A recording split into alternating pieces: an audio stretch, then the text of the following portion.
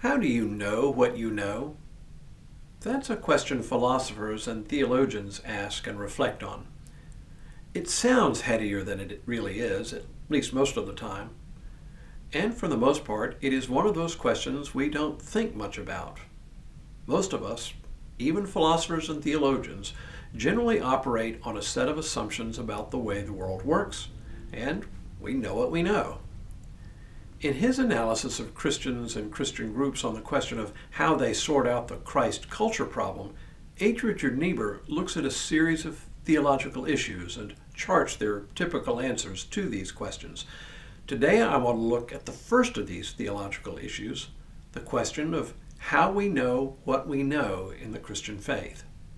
And you'd be surprised how differently this question is answered across the church. Hello, I'm Stuart Baskin, pastor of First Presbyterian Church of Tyler, Texas. And this is your daily devotional for Friday, August 22nd, 2025. So how do we know what we know in the Christian faith? How do we know about who God is, who Jesus is?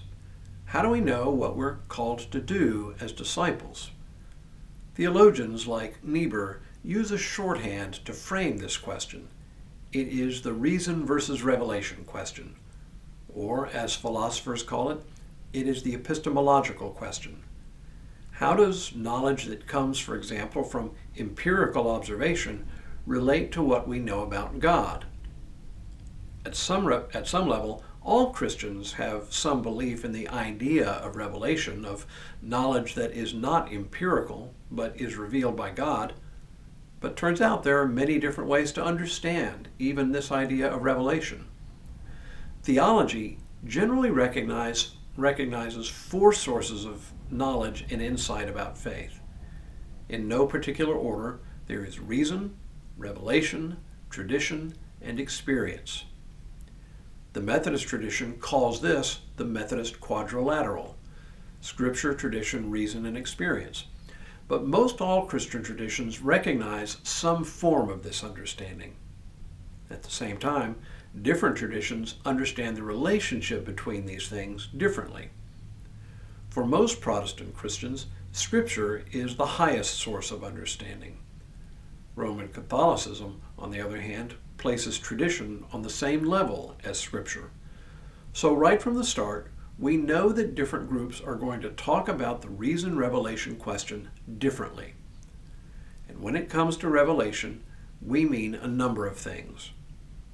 Our own Reformed tradition, among others, frequently speaks of general revelation and special revelation. General revelation is what we mean when we say that nearly all people have some conception of God, regardless of whether they are Christians or know the Bible at all. Anyone who has stood in awe of a beautiful sunset and attributed that beauty to God or some divine being knows what general revelation is. It is the knowledge of God that we get through our senses, through reason and experience. Special revelation, on the other hand, is what we talk about when we talk about the Bible, for example.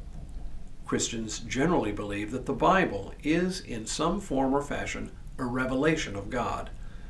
Some believe the Bible is the direct revelation of God to those individuals who wrote the text, and that the words of the Bible are the words of God. This is typical of fundamentalism, which believes the Bible to be factually inerrant in all of its details, including the description of creation in Genesis chapter 1, which describes God creating the universe in 6 days. Hardcore fundamentalists believe creation to have taken place in the span of 6 actual 24-hour days.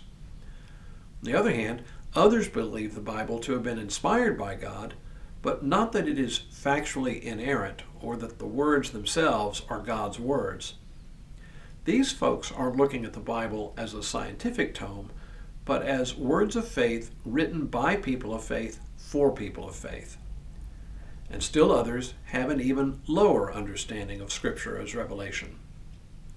What Niebuhr does is to attempt to correlate the ways different Christian groups have typically thought about Scripture and its authority. What kind of information does it give us? Is it a science book, a law book, a book of moral teaching? A lot rides on how we understand what the Bible even is.